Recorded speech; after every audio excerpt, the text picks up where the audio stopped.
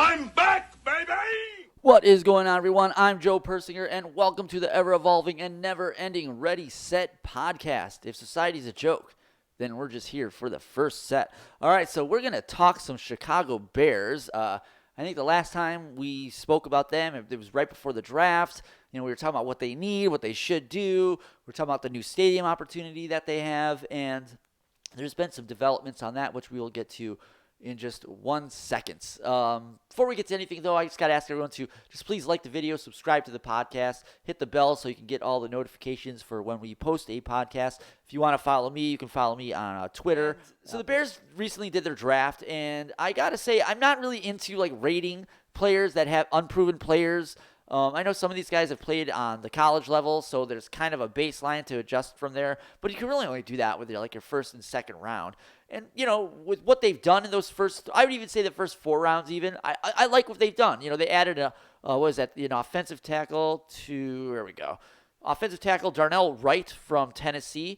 If you know, Ryan Poles is he's an offensive lineman himself, so this is kind of a move everyone was hoping for. They traded out of this spot. They were in like the number 1 spot. I should have known that. And they traded out of that down because they got a nice haul for it. But from what it came out after the draft is that the Bears didn't really want to, have anything to do with Jalen Carter with, a lot of his off the field issues and stuff like that.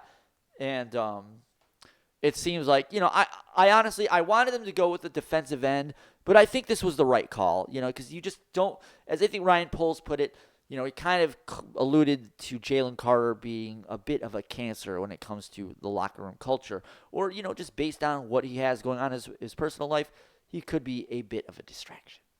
He's just a bit of a distraction. Okay, so the second round, they ended up going with Gervon Dexter, a defensive lineman out of Florida. Now, this defensive lineman, this position is going to be, this might be a make-or-break position, not for the player, but for the Bears in general, because that seems to be where they're lacking. Last year they were lacking in the receiving side of things. I guess I kind of skipped over that. Part of that because they traded that pick to the Panthers, so they ended up getting DJ Moore. Some other people, but DJ Moore was or maybe it was DJ Moore and a few picks. But the DJ Moore was the big get there because that's like a legitimate number 1 that you can have there. He's a good slot receiver, a guy you can get the ball to and just let him make, as a friend of mine likes to say, gets that yak, those yards after catch. And that was a great addition and probably a good reason also to trade down because then you also got that offensive tackle that they're really going to need moving forward as well. So with the round 2, you use that pick on a defensive line. Will this guy work out? I've seen the Bears go through at least 15 defensive linemen over the last 5-6 years or whatever it is, maybe 7-8 years. And, I mean, I don't think any of them have really worked out that well, at least not to, like, high, not Dominican Sue, whatever you say that guy's name, Sue levels or Aaron Donald levels even. I guess that's more of the contemporary player. So in the third round, they go with Tyreek Stevenson, a cornerback out of Miami. Yeah, sure. Okay. Again, they had Kyle Fuller. He was an all-pro. I haven't really heard his name in a while either. So that, these cornerbacks, I'm not trying to say they're a dime a dozen, but when you got, that's why when you get down to like these 3-4, it's just so dicey. You don't know. Now, this next guy, the only reason I wanted to bring up 4th-round pick, Tyler Scott, is this is a pick they got from Philadelphia. He's a speedy dude, a 4.44 and a 40-yard dash. And just, as they just had OTAs in May, you're getting a lot of good practice reports, which I'm going to honestly say I don't even like listening to those things like, oh, this guy had a great day in practice today. He was amazing. Like, what? Suck a dick, dude. Like, it's practice. Practice. We're talking about practice. Practice. Like, really, we're talking about practice. You're doing a practice report about practice. Practice. Practice. A practice report about practice. Practice. Like, you see what I'm saying here? Practice. A practice report about practice. Practice. Practice. A practice report about practice. So they're saying that in this practice report, this Tyler Scott is, he's looking pretty good. I think just recently I saw, an Instagram from the Bears if he's like making a, catch on the corner of the ball, like right there. It's okay, cool. Can he do it in the game when it fucking counts? That's what I want to know. All this fluff shit I could really care less about. Now, that's the Bears draft. The rest of it, we'll see. Regardless of what they did, what they do, we'll see how it works out. They're going to need a defensive end. That's their only one of their needs right now. But as far as the offense goes, they've somewhat circled that square. Now, can they execute? We're going to find out. We'll see. No one knows. That's kind of why football can be so fun, because you could take a team that on paper looks like shit, and then they're going to win, 12 games, and then it works the other way. You get a team that looks like they could be undefeated, and they can barely win 2 games at home, This is the next story that's just kind of recently come out that seems to be kind of concerning, and that is about Chase Claypool. And this was, if you don't remember, this was the gentleman that the Bears traded for, I believe in the middle of the season last year, by trading their second round pick, yes, which ended up being like 32 or 33 in the draft. But then what happened was Miami got busted for tampering, and they got their first round pick removed, which ultimately turned the Bears' 32nd or 33rd pick into, I think it was the 31st pick, because maybe I think there's multiple teams that got banned. I could be wrong about that. But either they ended up at like 31, 32, which essentially takes their second round pick and makes it a first round pick. And that second round pick is what they traded Chase Claypool for. And last year I remember them saying like, we just traded for him. Like he's got to adjust to our offense. Like it's going to take some time. And, he really didn't do much last season. Well, now there's kind of there's a little concern right now. So here we go. Bears are unhappy with Chase Claypool. The Bears gave up a practical matter, a first round. Yeah, we already talked about this. Hey, what's going on here? They reportedly aren't getting what they bargained for. So I have heard this. This is Mark Silverman. So from Waddle and Sylvie. NBC, Mark Silverman of ESPN's Waddle and Sylvie. All I can say is I can tell you it isn't trending in a way that the Bears wanted it to trend in this offseason. I've heard from a few people that in the building that he is not somebody who's very self-motivated. There's a long way to go. Chase Claypool can change the narrative. So let's unpack what he's talking about there. Now, why would you have to be motivated as a player? Well, for one, you got to learn your plays. You got to want to work out. You want to get better. These are 3 big things in the NFL. If you don't do any of these things, you're going to be out of the NFL within 3 years, like this guy looks like he's about to be. And you could see in the beginning, if the Bears were saying all these things and, they were just saying them to kind of, make up for, for what's happening. Maybe they didn't realize what they had signed up for. Whatever that may be, they just didn't want to publicly shit on the guy, We'll give him a chance. Maybe he's just readjusting, Well, now we're, going in. I think, they're going into OTAs probably expecting him to be there. And maybe they're just not seeing what they expected they would get from this guy. He doesn't, ranging from he's fucking injured, which seems to be the case because they won't say what the injury is. And then it could be even worse than that. Maybe he's not working out. Maybe he showed up fat. Maybe he doesn't know the plays because, you kind of got to know the plays if you're going to be a receiver, especially in an NFL pro offense. These aren't like the same plays 6th graders are running. I mean, they're very fucking intricate. And again, it varies on the offensive coordinator and what they're doing. Some guys might make it really easy. Some guys are going to challenge other players. I don't know where the Bears OC is on this one, but clearly Chase Claypool is not holding up his end of the bargain as far as the way the Bears see it. And considering what they gave up for him, yeah, that's a bit concerning, I'd say.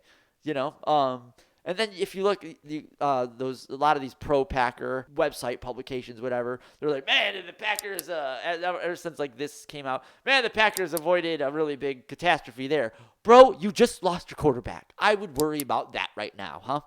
Not some random receiver that you're probably not going to be able to throw to if you had traded for him. Dumbass.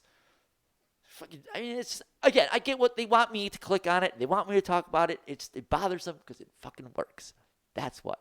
Speaking of which, have you seen that new Black Mirror season? So good. So good. Joan is awful. So good. So good. Yeah, so let's go back to the article here. So the narrative began in a very positive way in 2020 when Claypool made a splash with 11 touchdowns. But then the first hint of trouble came when An item on the Steelers' official website described Claypool as having a diva quotient. Whoa, yeah, that's not good. It was a strong hint regarding things like Coach Mike Tomlin might have been dealing with behind the scenes. And perhaps when the Steelers made him available at the 2022 trade deadline, the Bears should have exercised a little caveat emptor. In the end, the Steelers picked the Bears over the Packers as the next destination for Claypool, given that Pittsburgh believed the Bears would have a higher spot in the round 2 of the 2023 draft. Pittsburgh gets Rice, coupled with the Dolphins losing their pick, and the Chicago first overall pick in the round 2 became the 32nd pick in the entire draft. Okay, so that was what I was saying earlier, and I was somewhat correct there. So now the Bears have a player who's reportedly given them concern. It's in his best interest to turn it around, given that he's entering a contract year. While he might not want to be paid now, he's not going to get anything until he produces and quiets any chatter about his attitude. The key is productions. Team will tolerate plenty from a great player. Claypool hasn't played great enough since his rookie year to get the benefits of the doubt at this point. Last year for the Bears, he had 10 catches for 140 yards in 10 games. He'll need to do a lot more than that if anyone wants to pay him. Yeah, I'd say so. So you're the Bears. My overall thesis to the Bears is these fucking people cannot do anything fucking right. Ranging from, I think the last time they were doing shit right in Hallis Hall is when George Hallis, was alive. Think about that. That man has been dead for almost 40, longer than that. I think he died before, maybe he died while I was alive. Either way, he's been dead for a really long time, and the Bears haven't done jack shit since then. And it's fucking crazy. And this is a perfect example of that, of why they can't fucking do anything right. They trade for a player without doing their due diligence on him. Now, how are they supposed to know? According to fake news NBC Sports Chicago, it was on, the Pittsburgh Steelers website. I didn't know that's how you're supposed to research trades in the NFL, is that you read the other team's website about what they have to say about other players. What do I know? I'm not in the media. And I'm not grifting. I'm obvious of where I am on anything. I'll push back on a motherfucker. It's just, unfortunately, it's just me in here, But you see what I'm saying? The Bears they just can't not step on their own 2 feet. That seems to be what their problem is. Could not keep a coach after Ditka. The fact that they fired Ditka, I don't know why they fired him to begin with. They were trying to chase, the 85 season. By the time 92 rolls around, he can't create that same magic because, the secret of that is that was really Buddy Ryan's defense, not Mike Ditka. Mike Ditka had just a bland offense that was complemented with the 46 defense. And I don't even mean to say that in a derogatory way. The Bears are known for the 46 defense. That's what that Super Bowl 20 team was. So I would even say that it wasn't that they fired Mike Ditka. It was that they didn't fire Ditka and let Buddy Ryan go. Now, Ryan went to the Philadelphia Eagles, and that 46 defense, I don't think, ended up being to the caliber that it was with the Super Bowl 20 team, for whatever reason. But the point is, the Bears, even right there, made the wrong decision, okay? And then in the 90s, they want a new stadium. Mike McCaskey's running the operation. And look where they're at, Soldier Field. I got an idea for the Bears. What are the Bears in the Park District thinking? Soldier Field was built for the city of Chicago. It wasn't built so a private football team could have a stadium to play in that the city could just, why the Bears signed up for that deal, I'll never know. We've done an episode about it. Don't need to rehash it. But it still bugs me to this day that they made that decision to team up with the city of Chicago after being steamrolled by them. It's maddening. And then even in the middle of that, they're operating the team without a general manager. They don't get one until 2000. I don't even think there was a general manager that technically drafted Brian Urlacher. I think they might have had Jerry Angelo by then, maybe. But by the time he was there, all the scouting had been done about Brian Urlacher through a different office that Jerry Angelo hadn't been hired yet. So it wasn't him that got Urlacher. And then everyone knows the kind of the wasteland the Bears were from there on. Just making bad decision after bad decision, trying to capture lightning in the bottle like the Cubs did. They fired Jerry Angelo, which was probably the right move. But then they got rid of Lovie Smith, which Again, was that the right move? I mean, I could be 50-50 on that because what Lovie Smith was doing, he was still using the cover two, even though many offenses have figured out that you just run a tight end right down the middle or post him out or post corner him in. Or an in route that's way downfield, and you can find the weak spot in the cover two. And Lovie wasn't adjusting to that, it seemed. And if he wasn't doing a good job of it. And that's ultimately why he was, or one of the reasons he was fired from the Bears. It's also the reason I think, I say, they shouldn't have fired him, but I don't think he wouldn't have lasted much longer because he wasn't doing anything with his cover two defense, and seeing how his stint in Houston was. I mean, I just think football has passed that guy by. And then you have the Phil Emery situation. We've talked about that. They go and get Ryan Pace, but they have to get Ernie Accorsi to fucking hire Ryan Pace. And then they get Ryan Poles, which now leads me to the new situation. The Bears are issuing a statement on the Arlington Park Construction Stadium. What the point of this is let's get the right headline here. The Bears no longer have Arlington Heights as their singular focus. Now, why is that, you ask? Well, it's called property taxes. What it appears is happening here is this is kind of a testament to show you how what kind of lockhold these public school unions have on these local districts, or just how in cahoots these local districts are with these teacher unions. And I don't think this article goes into it, but it essentially talks. I read something that was kind of talking about Churchill Downs owned this property, that they kind of had the property tax assessor, because it seems that these property tax assessors seem to be assessing it based on what they think it should be worth, not what it currently is. And what they do with all that property tax money is they use it for the schools and alike. So so that they'll raise revenue for their local communities. Obviously through property taxes, which is what homes are. But when you have a big business like the Churchill Downs, they tried to jack the property taxes up on them, and then they had to come to an agreement because they refused to pay it. And lo and behold, the Bears, not doing their due diligence, didn't realize this had happened, buy the property, and now the property tax appraiser in Cook County wants to jack the property taxes up on them. The team closed on the purchase of a 326-acre site that held the former Arlington International Racecourse in February, paying $197.2 million for the property. The previous assessed value sat at roughly $33 million, but as part of the triennial reassessment, Assessor Fritz Keigel, office placed its value at $197. That increased the Hike property tax bill proportionally, spelling out a potential six-fold spike. The Bears are asking the Board of Revenue to reassess the tax value of the property. Hearing is expected to take place on the matter in June. Our office main mission is to assess property based on market value. Well, right now that shit ain't worth nothing. There ain't nothing there. A spokesman for the Cook County Assessor's Office said, the 2022 assessment of the former Arlington Racecourse site is consistent with both the 2023 purchase price of the property and the price per square foot of other similarly sized land in the area. The facts speak for themselves. Yeah, they do, and they're not speaking for whatever the hell you're saying. Now, again, I'm not someone that is, a pro when it comes to this stuff. But essentially, what it seems that they're saying is they have to assess the value of the property, the tax value of the property, based on its market value. Okay, so what this county seems like it's doing is that they're basically fixing in what the taxes would be once there's a stadium, local shops, and alike, And I could tell you that because how does this go from being valued at $33 million and then goes sixfold to what is that? Yeah, 190. It's up. The tax is like almost as much as the property is, if I'm reading that right? It's the previous value at 30. Yeah, and then So that's crazy. So why would the Bears want to do business with a county that is basically extorting them right now? I totally understand with the Bears why they'd be like, we don't want to build anything here if this is what the county is going to do to us.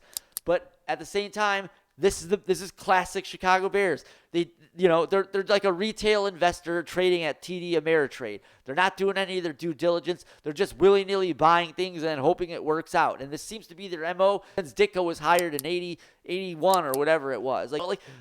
is anyone even doing anything there at Hallis Hall other than just spending millions of dollars and hoping it works out for the best? Because that seems to be what their strategy is. Like, that's got to be an interesting meeting. You just walk in, sit down, you pour your water. You're like, Phil, hey George, hey other George. Oh, what's up, Virginia? Can she even hear me? No. Oh, hey Virginia. And then you're like, okay, so the strategy for this year is we're just gonna take this revenue share that we got from the NFL, which is roughly $250 million, and we're gonna just throw it all at the wall and hope for the best. All right, meeting adjourned. We'll see you later, guys. It's like, fucking Christ. So what is kind of interesting to me here is that I think I read this on Twitter, is that there was a gentleman who was saying, oh, the Bears need to pay their fair share of taxes. Fair share. It's $1 billion company. They don't want to pay their millions in taxes. Hey, bitch, if you bought a piece of property, let's take down the numbers a little bit. Let's say you bought a property for $197,000, okay? And the taxes on it were like $15,000 or $3,300. And then the next thing the government's like, no, we need $197K for that. Like, you would be like, what the fuck? Like, I'm not paying taxes that are roughly the same value of the house that I just paid for. Like explain that, please. And the facts speak for themselves. Like, what facts? You can't just say that. Like, this is why I'm glad I don't live up there anymore. I don't have to deal with this communist bullshit. The county down here isn't any better. There's a Gatorade facility not too far from here that sits on 40 acres of pristine land that could be developed for single-family homes, and Gatorade pays $0 in property tax. Well, meanwhile, here, we're paying like $2,600 a year, which ain't shit compared to what's going on up there, but it's still $2,600 a year compared to $0 that's being paid by a huge fucking corporation down the street. And I'm not talking about Disney, and they're not too far behind fucking Pepsi, because Disney taxes themselves. Now, back to this Twitter fucking moron. This guy saying, they don't pay their fair share of taxes. This is perfect, because I sometimes wonder, does this same guy think that Disney pays their fair share of taxes? Does he really think Disney, that has the ability to tax itself, is taxing itself enough to take care of the local community around it? No, motherfucker, they're not. Let me tell you what they're doing, bitch. They're just taxing themselves enough to cover the park services costs that are going on. So I wouldn't say Disney's paying its fair share just because they invest in Florida and have all these jobs. It doesn't mean they're paying their fair share. So take your political bias out of it, put the pom-poms in the back of your pocket, and shut the fuck up, bitch. You got that? Okay. Now, let's move on to Disney, because this has to be talked about, because after we did the last podcast, this thing is so fucking fluid, I had to just stop altogether. I'm not talking about this anymore, because it changes every few freaking hours. So I bring up this website here. February 8th, in the final meeting before Desantis appointees take over, the board running the Disney district quietly signs that contracts that would limit the powers of the new municipal authority that will govern its theme parks for years. The changes went unnoticed until they were decried by the new board at the end of March. And that is basically right down here for March 29th. And this is basically when we were doing the last podcast. This is when it was so fluid. So March 29th, the newly appointed board of Central Florida Tourism Oversight District says they don't have the ability to govern because of the changes introduced by the now defunct Disney Rubber Stamp Committee. The Reedy Creek Board. At Disney's annual meeting, the CEO, Bob Iger, comes out swinging at DeSantis, saying his policies for the theme park giant have been not just anti-Florida, but anti-business.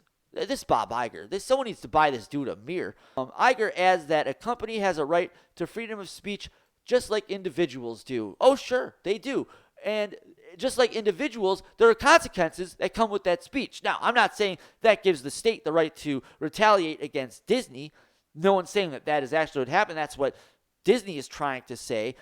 And honestly, to take on that statement really quickly, this is what a lot of people don't understand about the special district with Disney. When Disney was given that special district, you have to remember, and we did talk about this before, that they were given that special district under the guise that they were going to build EPCOT, Experimental Protocol City of Tomorrow. Remember, not the theme park. They were going to build an actual city. Experimental Protocol City of Tomorrow, EPCOT. That was the plan. That was why they were granted the special district, or at least one of the reasons they were granted the special district, because, obviously both counties couldn't provide emergency services. So by giving them a special district and allowing them to provide their own emergency services, they kind of can kill two birds with one stone there. But the problem was that and I think that wasn't even a problem. I think what the problem was is Florida was so desperate to get Disney down here. And again, rightfully so for economic reasons. But the trade-off they gave them, I don't think was worth it. And now again, they were supposed to build EPCOT to become a city. They are given this special district as one of those reasons. And when Disney died, they were basically like, we're not doing the special district, or we're not doing EPCOT that way. We're not building a city because for various reasons, they weren't going to build EPCOT. So when they said, hey, we're not building this experimental protocol city of tomorrow, that's when the Florida legislature should have said, okay, bitch, we're going to take that thing back now because you don't need it anymore. If you're not going to be running this experimental city of tomorrow, why do you need a special district? They could have still drawn it back a little bit, they for whatever reason, they could have just made it so the state had more oversight into what was going on back there. I want to say it was more Democrat back then, but still, as we've discussed in previous episodes, the moderation, the spectrum of politics has that moderate window in it from the Republican to the Democrat side. And maybe you just had the legislature that was actually mixed up with a bunch of these guys, and they just didn't want to ruffle feathers for whatever reason. Because Disney, they weren't that invested at the time. If you remember, when they didn't build EPCOT, it was just Magic Kingdom that was here. And, maybe just the threat of them leaving was enough for the legislature to be like, all right, keep your special district, and then they began to invest more and more. So there is that argument to it. I'm not trying to ignore that. But if, the government, treated businesses the way they treated their citizens, that's what they would have done, and that's what they should have done. And because they didn't do that, this is the position the state of Florida finds itself in today. Now they're trying to say they're trying to retaliate against us for having this, for our free speech. And it's honestly, it has nothing to do with that. If what the state giveth, the state taketh. That it's just that simple. And I'm sure Bob Iger is smart enough to know that. He's just going to pretend differently until otherwise. So let's go back here. So we're at April 17th. Desantis vows to undo changes Disney made and further threatens the company, suggesting the state might impose taxes on nearby hotels, add tolls roads leading to Disney properties, which is kind of bullshit because there already is a toll road that technically leads into Disney property. There's two of them. There's 417 that comes from the south side of the airport. You have to pay multiple tolls before you get off right by World Center Drive, which brings you right into Disney by EPCOT. And then the road running east and west on the southern part of Orange County that borders Osceola, Orange County. It's called Osceola Parkway. You also have to pay a toll to take that road towards Disney from the Kissimmee side, or from if you're coming east to west towards Disney. Because if you've been to Animal Kingdom, that's Osceola Parkway. The road that takes you to Animal Kingdom is Osceola Parkway. So you have been on it if you are watching this. Leading to Disney properties, possibly build a prison near the company's theme parks. Who knows? I think the possibilities are endless. Okay, so now if the media was being honest with you, they would say that, anyone who is worth their salt would know that building a prison next to a huge tourist attraction isn't the best of moves when it comes to, creating tourism. And I believe if you read the special districts, like their mission statement or their purpose of government or whatever it is, it says it's to promote tourism. So right there off the bat, they're not building a prison back there. They wouldn't if they couldn't. If they could, they would still get fought through the courts, and it would lose probably based on that notion. And anyway, that's not happening. That's just the media being the media. Ron DeSantis is not going to allow them to build a prison, an area that the world seeks to go to. It's just not going to happen. That's just the media being the media. So on April 26th, let's go there. Disney sues DeSantis, alleging he's threatening billions of dollars in businesses as retaliation for speaking against his policies. The lawsuit was filed in federal court in Tallahassee. Now, another thing that also happened is in between all of this, there was a story that came out that Disney was going to cancel a campus they were going to build, a $1.2 billion campus for Imagineers, and the likes. Here's the other dirty secret. First of all, there's a bunch of people that thought they were canceling that over on Disney property. They weren't going to build this over by Disney Magic Kingdom. They were going to build that further east of Disney, over in Orange County by Lake Nona, which is at least 30, it's over by the airport, so it's at least 35, 40 minutes away from Disney. And basically what Disney had done is they'd purchased like, I don't know, like 60, 100 acres over there. They're going to build a giant campus and move out some of the Imagineers from California, some of the employees out from California, and have them there in Florida, and that's where the campus they were going to work at. But unfortunately, no one from fucking California wants to live in Florida. You know what I mean? I don't know if a lot of people know that. I know a lot of people in California know that. I know a lot of people here in Florida know that. I mean, people from California, they stick out like sore thumbs down here. Like, it's just so obvious, like, that they're from California. Like, and it's just so funny too. Like, they can't hide the fact that they're from California. They're basically like aliens, you know. Like, they just stick out. You just know. And usually it's the filler in the lips that give it away, and then the beta male husband. But you know, I digress. So California, and you know how I also know that? Because there's a yard house out here. Darden is headquartered out here, actually. And I worked at the yard house they built here in Orlando, and I was talking to one of the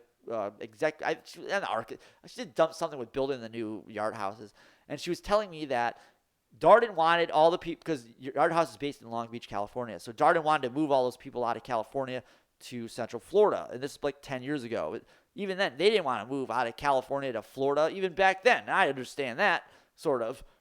California is still kind of a waste hole back then, but everyone from California thinks they're like those fucking weirdos from New York. They think it's the greatest city and state ever. It's not. It's trash, bitch.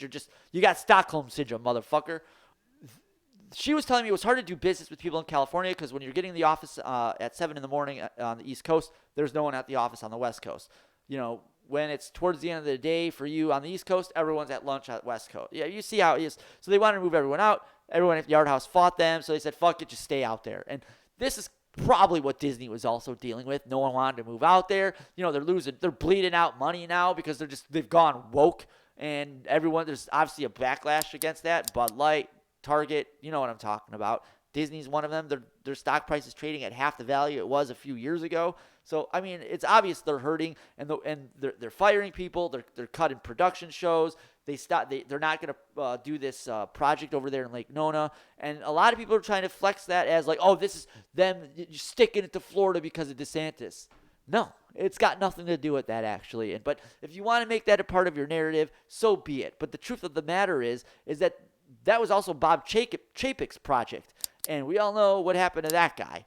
So just, you know, this thing with Disney, it's kind of, it's just not frustrating. It's just annoying because now I remember there was a time when I was first talking about this. I remember when I was writing this over a year ago, nobody fucking knew about this thing. I have to educate people that what Reedy Creek Fire Emergency Services was, you know, when I'm over there in Disney. It's just kind of hilarious. And now everyone, you know, they're like, oh, yeah, Reedy Creek. Do you know what that is? I'm like, yeah, bitch, I know exactly what that is. But I bet you don't know you don't know as much as I do about it because I've done some deep dives. And I think that podcast shows some of those deep dives I've done, like the Opaga thing with The Office with I don't remember what it stands for, but I remember that was in one of the first episodes that we did. So, yeah, I know all about the special district. I know all about it, bitch. And it's definitely since that, I think the end of April, it's kind of stalled out. You're not hearing too much. I think that's when all that Lake Nona talk was going on. Maybe that was early May, mid-May, if I'm thinking correctly here. But still, it's just very interesting. Now, I will say this. We'll end on this since we're over 35 minutes here. There's a reason Disney does not want to lose that special district. They don't want to lose power in it. They don't want to lose total control because if you think about it, they don't have total control at Disneyland. You know, Anaheim, the city of Anaheim, they have control out there. Disneyland is not in a special district. It's just in the city of Anaheim. So anything that Disney wants to do, they need to get permission from the government, you know, which they're not really used to down here in Florida because they are the government. So you could see how that would be frustrating for them. And I think they're trying to do some shout out to Clownfish TV. They do a podcast here, audio podcast here on YouTube. I just see clips of it, so I've heard this from them. Maybe I'll link this one down. We'll see if I have enough time to do all that. But I'll try to link this conversation they had in the description box below. If it's not there, you can search it, Clownfish TV. And it was about Disney, how out Disneyland in Anaheim, I guess basically Anaheim gave them some like tax break. And Disney said, hey, we have this hotel. We'll face it towards the city, like so people can walk out of the hotel and then around in the city. So you'll have access to all that pedestrian traffic. It'll be good for downtown. So the city of Anaheim's like, cool, here's your tax break. Disney builds a hotel, and they don't bother to they just basically kept everyone contained within Disneyland. So I think the city of Anaheim was like, we're going to take back that tax break, bitch. And of course, Disney fought them, and they lost the tax break. And now Disney wants to expand Disneyland. And of course, the city of Anaheim was basically like, so what Disney has to do is they have all these things called like coffee talks. And throughout, I think it was this spring. I don't know if they were doing it this summer or not. Maybe they voted on it already. No idea. But what they would do is they'd have these meetups at these coffee shops so they could meet up with you, buy you coffee, and explain why you need to vote for their interests. Why can't we have that set up here in Florida? I mean, maybe I should be happy that we don't, because it'd probably be, who knows? Disney controls. I'm on the other side of the spectrum in this reality because Disney controls everything to the point where they get exempted from any kind of laws that take place down here because they have so much power. Yeah, I'm interested to see how this happens over the continuing term of Ron Desantis, because I really don't anticipate Ronnie leaving his governorship anytime soon. I'll be quite surprised if he does. And if he does, that'd be great for Disney. That kind of gives them reason why they probably don't want Trump to win, because then they're stuck with this guy for another year and a half. Till 2026. So it's going to be a little bit if DeSantis does not become the president. But, they're Disney. They can hold out till 2026, and then maybe they can get the Republican they want in there. We'll see. But maybe this lawsuit, it could be done by then. We will see.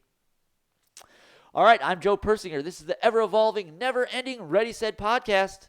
If society's a joke, then we're just here for the first set. We'll see you next week, you fucks.